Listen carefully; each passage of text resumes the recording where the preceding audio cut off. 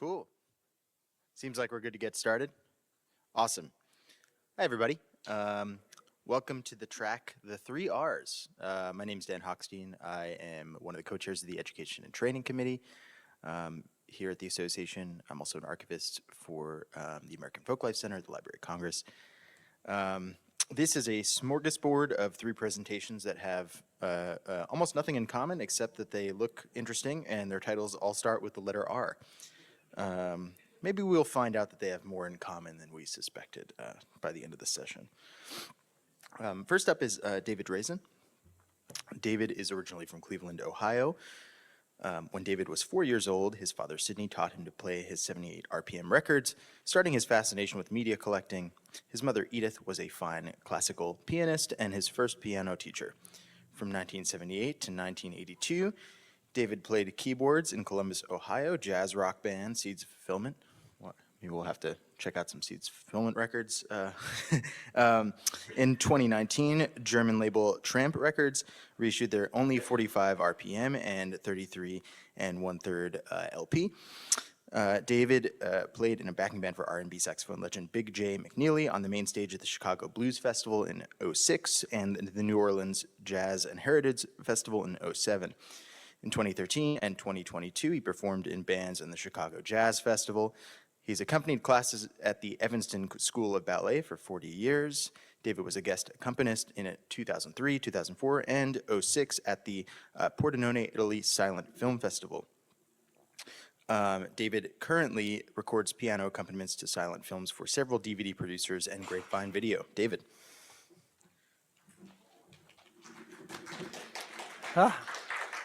Thank you.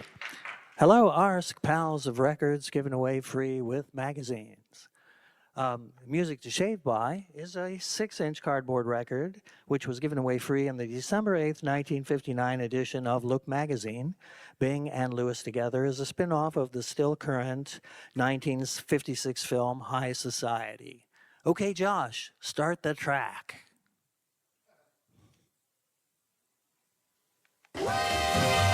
I feel so trustable and robustible when I'm shaving the adjustable roll-o-matic way. Rosie, will you join me on the road to melody? Roll-o-matically, emphatically, yes. Me too, Daddy. Oh, I see it's going to be a gravelly road. It's the smoothest. I'm telling you, Pops. And for comfort, all men say it's tough. We're ecstatic about roll-o-matic. The one is for all men.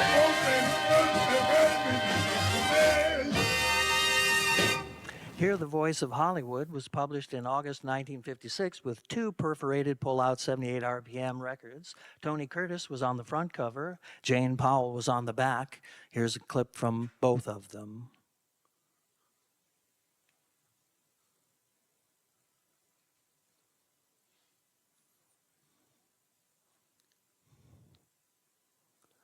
Well, there was a clip. It should be on by now. Yes, it's all one file. Must let it play.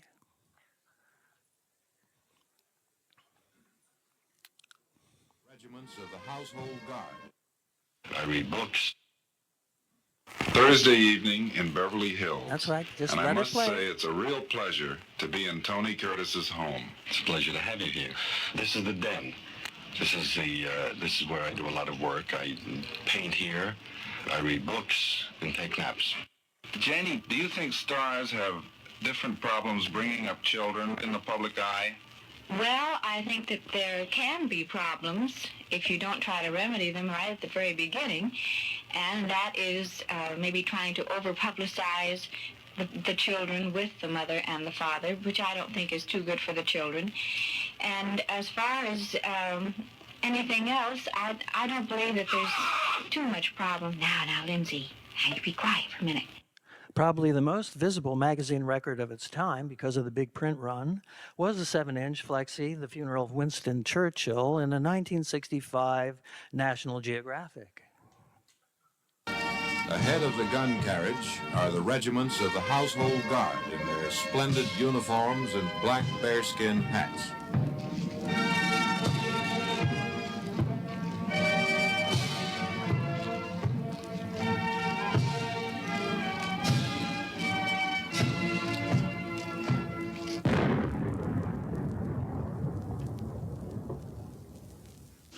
nothing to offer but blood, toil, tears, and sweat. The 1966 ninth annual edition of Mad Magazine came with a 5-inch cardboard record. Alfred E. Newman vocalizes, no disrespect intended to Sir Winston. It's a gas!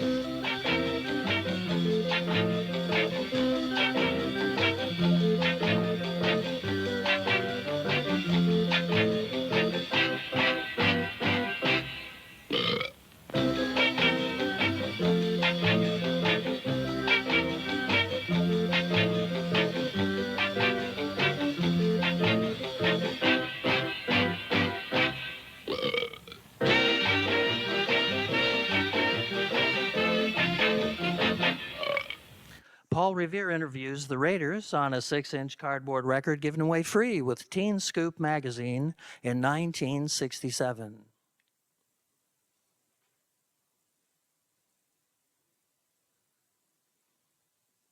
Say, I'm sitting here, I'm Paul Revere, and I'm sitting here talking to my Raiders, and we're going to go through little questions here.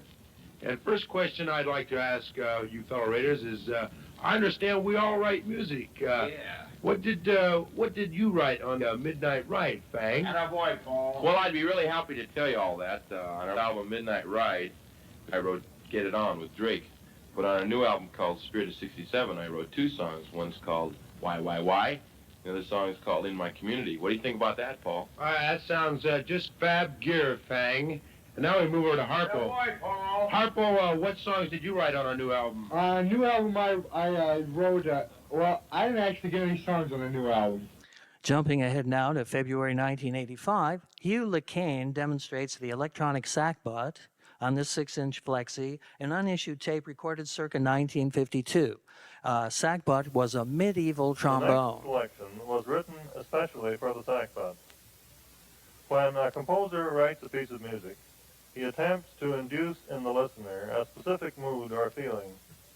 Here it is a mood best characterized as low down. I believe you will agree that a new peak in low downness has been achieved. The title is the Sackbut Blues.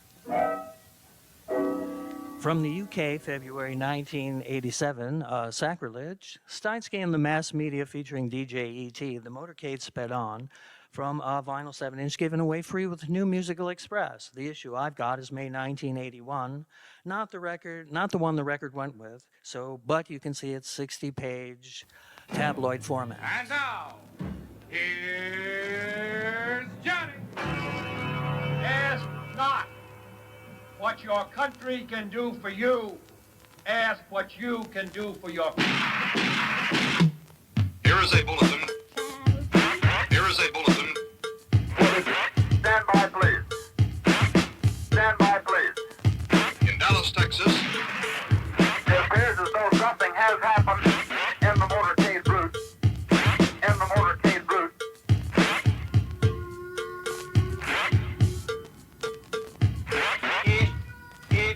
Ich bin ein Berliner.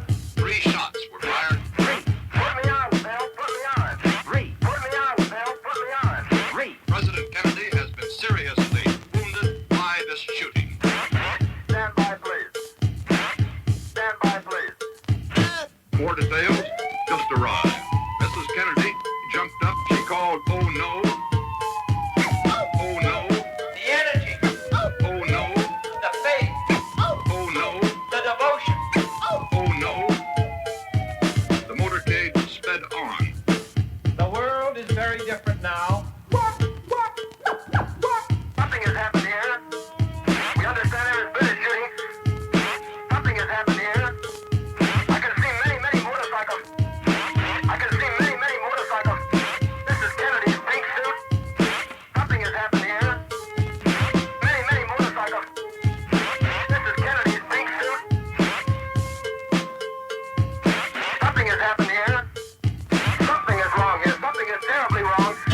details.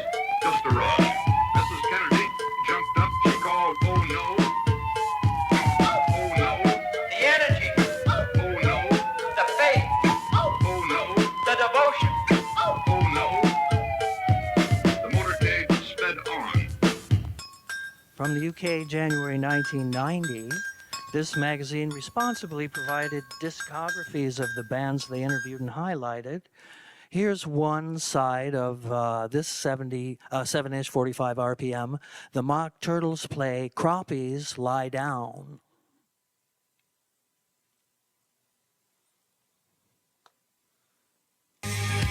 Soldiers came today and took all our hope away. Out to die in the valley below, where the croppies lie down. Croppies lie down. Croppies lie down. All of your hopes and fears ran aground on the sound that were buried underground. All of those young men, no more. All of those young girls alone. All of you wild geese fly home. All of you crappie boys lie down. Crappies lie down. Crappies lie down. All of your hopes and fears ran aground on the sound that were buried underground.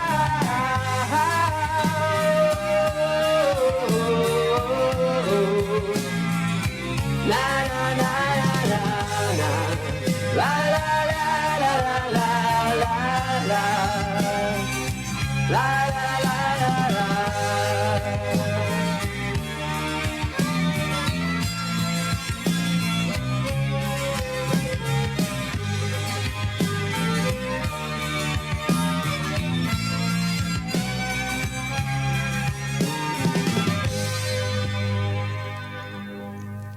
From the UK, next, Submerged number 3, a 1991 fanzine with a 7-inch one-sided 2-song flexi. Senseless Things play Remember Me.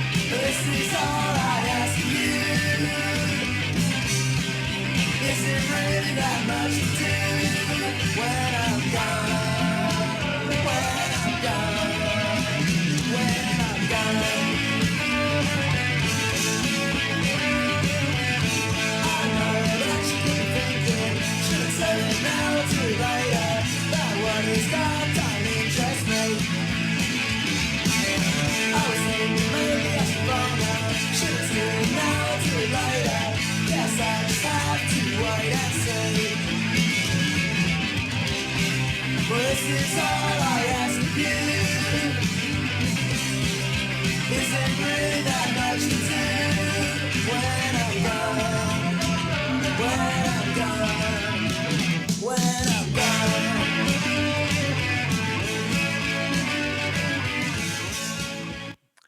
Computer Music Journal was published by MIT Press. In the spring 1992 issue, a 7-inch flexi was given away free. Here's some of Paul Lansky, The Sound of Two Hands.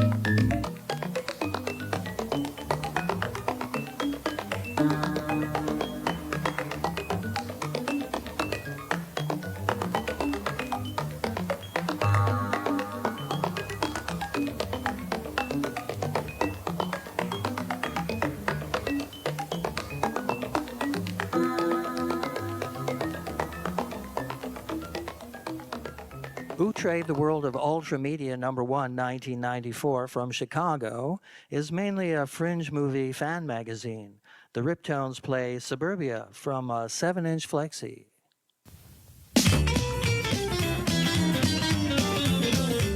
Let me tell you about a place I know, it's right outside of town. It's the only place for me to go, say that's where I'll be found. It's the only spot for me, Suburbia, that's where I'll be. Suburbia, Suburbia, Suburbia, Suburbia. A station wagon and a manicure lawn, I got these things that can't go wrong.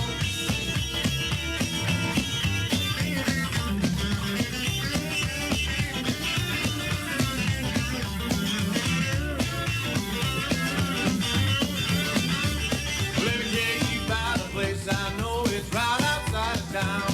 Yeah, blacktop driveways, Weber grills, and cul-de-sacs found. Yeah, duplex homes is all you see. Suburbia, that's where I'll be. Suburbia, Suburbia, Suburbia, Suburbia. A station wagon and a manicure lawn, I got these things that can't go wrong. Yeah!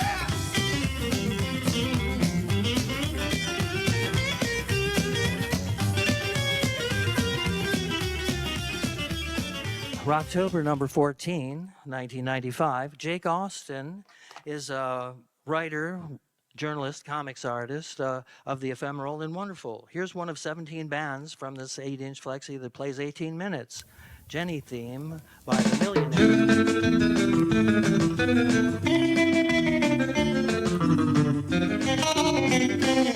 She was Jenny in her hair, wearing vintage underwear. She's Jenny.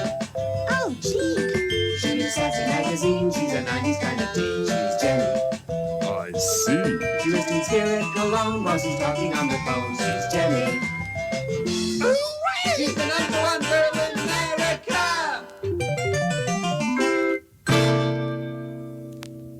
Halana #1, winter 1995, came with a 7-inch vinyl, two-sided 33. Matthew Shipp, solo piano, plays Spinal Syntax 1 and 2. Chris Rice, publisher and editor, says, Halana is dedicated to the discovery and glorification of music, sound, and culture that transcend the usual and help to elevate their participants above the mundanity of the everyday.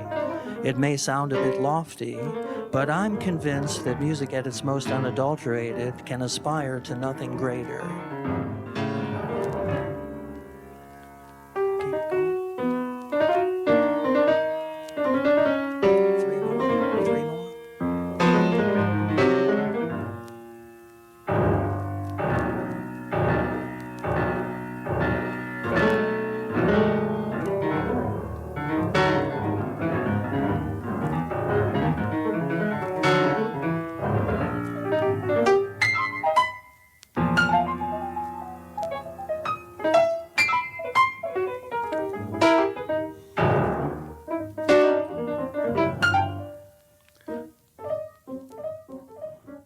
From Islington, UK, Fear and Loathing from February 1995. A 2-song 7-inch was given away free. Here's some of Digits.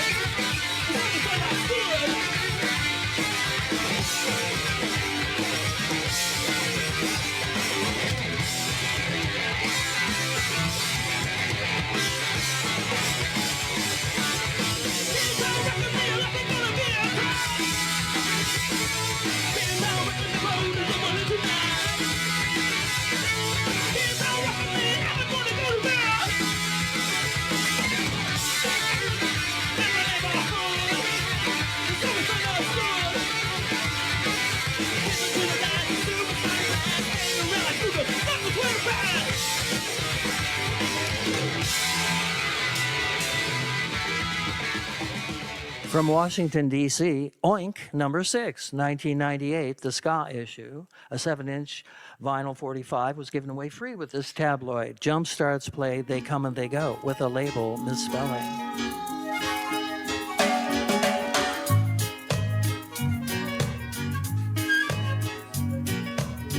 I hear you talking, talking, talking, talking, talking in that funny tone. What are you talking, talking about? I'm not sure that I really know. Why don't you say what you want to say? 'Cause all of these problems becoming they go. What does it really matter anyway? All of these problems becoming they go. Becoming they go. Becoming they go. And finally, Stop Smiling, music for high-minded lowlifes. 2005 included a 7-inch vinyl, unissued Sun Ra with new sounds, recorded 1955. Spaceship Lullaby. Spaceship lullaby, pop the spaceship lullaby. There's the moon. Next is Venus. We're coming up to Mercury now. Up to the left is Mars. Next is Pluto. And then Jupiter. We're running into a little trouble, so we'll have to take a shortcut to a cluster of stars. We'll go through the sun to Saturn. Interplanetary melody, doobla, doobla, doobla. Interplanetary harmony, doobla, doobla, doobla. Zoom, zoom, zoom, up in there. Spaceship lullaby, pop a spaceship lullaby, pop a spaceship lullaby, pop a spaceship lullaby, pop a spaceship lullaby, pop a spaceship lullaby.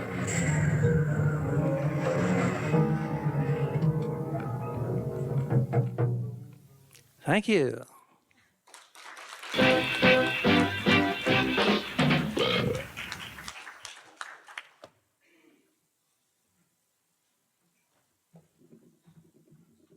Great. We've got a few minutes for questions. Does anybody have a question for David? Okay. I want to ask one additional category. Free records given with books. Now, going back to 1928 or 29, the Two Black Crows and the AEF came with a 10-inch Columbia single-sided exploitation record, a shellac record, which is bigger than the book. I don't know how they packaged it. But in 32, the Amelia Earhart book had a 4-inch square durium. Hit of the week? Somehow inside the book. So that's another category. If you That is another collected or category. categorize those. That's a good idea. Have you done much research with Trouser Press or Guitar Player? For a while in the 80s, they were putting out a Flexodisc each issue.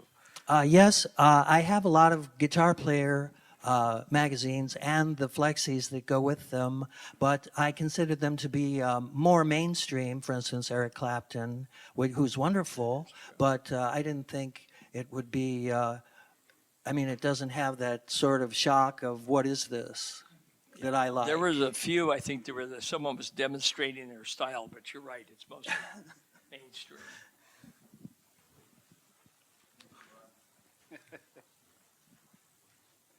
And of course, for years, Sing Out magazine had the flexi discs inside, and they were usually just the first verse and the chorus of whoever wrote the song, just so you knew what the chord notes were that went inside.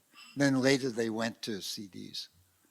Yeah. Well, there's some things I didn't include. For instance, Piano Quarterly came with an 8-inch flexi, a two-sided classical reissue flexi, and it's wonderful. It has beautiful pianists recorded many years ago, but it just wasn't, the same territory, you might say. And one last thing, and unless you're keeping inventory of them, if I remember, I have a third National Geographic, which is the space. There was the space episode. That was 1979. They did Sounds of Space, and they also did the Humpback Whales. You're right. Yep. Before Judy Collins. I like the cannon fire on Sir Winston's funeral. Hi. Hello. Huh. Okay. I don't know if you'd call this a flexi disc, but this is something that I always wondered what happened to them. In, I guess, the late 60s, they were doing 45s of popular bands like the Monkees, and when they would be on cereal boxes. Yes. Cereal boxes is Yeah. another subject, yes. Bobby Sherman, the Monkees, they were on cereal boxes. And Yeah. I ate a lot of alphabets in those days. We got time for one more question, I think.